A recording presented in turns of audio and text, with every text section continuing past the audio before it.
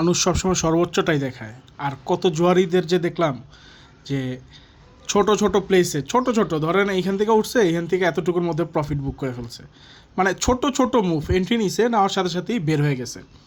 So ওই মুভগুলো দেখায় মানুষের কাছে শো অফ করে। আর ভুলবশত যেগুলো ধরেন একটু হোল্ড করতে পারছে, মানে যেগুলোতে মনে করেন ভলিউম বেশি ছিল, ওগুলোতে মনে করেন একটু বাড়ছে, ওইটাই ধরেন এইভাবে দেখাইতেছে যে $200 সে বুক করছে, মানে $200 পিপস সে নিতে পারছে।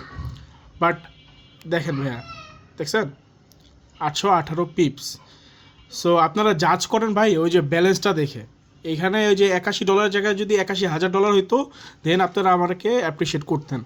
বাট আমি যে কত পিপসে নিয়েছি আসলে মানে জুয়ারি স্টাইলে যে আমি এই ডলারটা কামাইছি কিনা সেটা আপনাদের দেখার বিষয় না। সো ভাই আপনাদেরকে আসলে বোকা বানানো খুব ইজি।